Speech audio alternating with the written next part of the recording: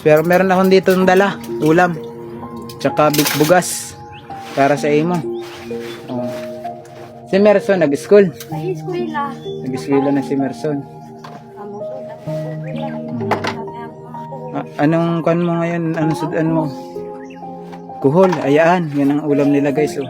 Nanguha kami sa suba. Kuhol yan guys, kinakain yan. Lalo na rito sa parte ng Mindanao, kinakain din tsaka sa mga Kapampangan din nata. So, sa amin sa Tagalogan, kinakain din dati yan. Awan ko lang ngayon sa panahon ngayon. Medyo nagsosyal na yung mga tao kasi sa lugar namin. Baka nakakalimutan na nila kung paano kainin yan. So, ba't ang dami mong hugasan, Dagi? Dapat hugas ka lagi sa gabi. Para sa buntag, wala na malinis. Maglinis yan. Saan ka nakuha ng pera ngayon? Pag wala, uwang padala yung anak mo. Utang-utang sa tindahan. Wala ko mangutang. Dili ka nang utang? Maganda, dili ka nag-uutang.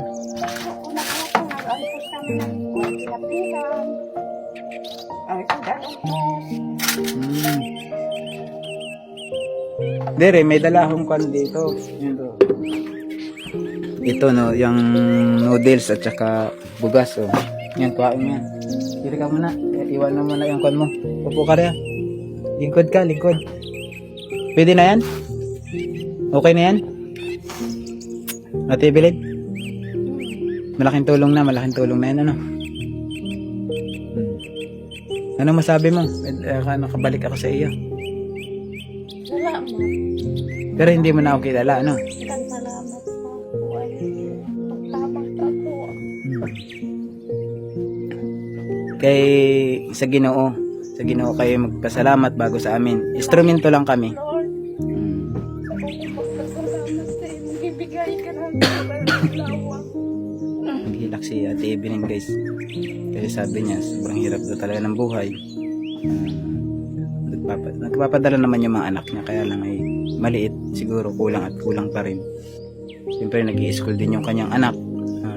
Sana po sa mga gustong tumulong kay Ate Evelyn, ito isa na sa napabahayan natin dito. So, sa tulong ni Ate Charma Marquez, ni Ate Leticia, ni Ate Daisy, at saka ni Ate Ruby.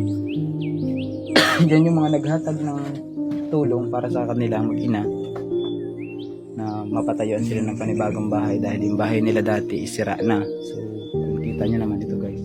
Komportable naman sila sa bahay nila ngayon. Ang problema nga lang nila is yung pagkain. Ano? Kailan pa nahurot yung bigas mo? May pagkaon. May mga ipoy na kay mga itamig pagkaon. Nagatubo. Minsan dili na nakaka-school si Merson.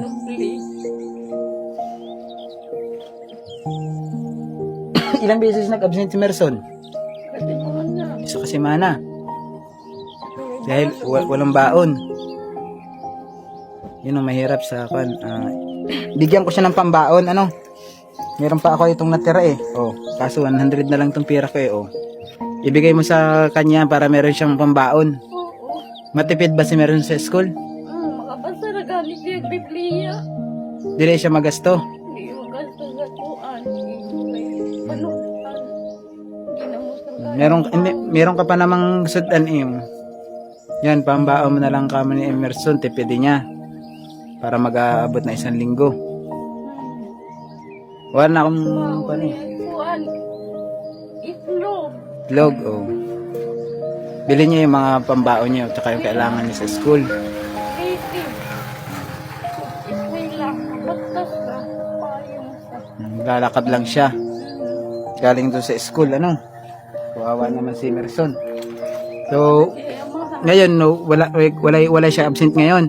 Wa mag-absent. Gahapon, rado ka. Dilaw kay. Dako ka sa uma. Nagtabang ko ang ugas. Saan lugar? Sa pangapugan. Ako kay gihilantan ako. Pag ato na mo meeting sa baliyo. Pag muli gihilantan ako. Anong ginawa niya ron? Litas. Anong ginawa niya sa... Litas. Namingwit ka. Namingwit kayo. Kansudan. Oh, kahapon kasi maulan, no? Ay, May ulan kahapon eh. uwan. Dili nga ako nakaalis kahapon. Dapat kahapon pa ako magpunta diri. Eh kung nagpunta pala ako diri kahapon, wala ka naman. Kasi kung sabi mo nandun ka sa kan, pamingwit. Tumingwit gani gabot. Pamingwit yung nanaga, ano? Panaga. Panaga. Taga, magpalit taga. Hindi ka buo. Kailan mo pag inunahan to? Buti rin ginaguna ka dito, oh. Malinis na, oh.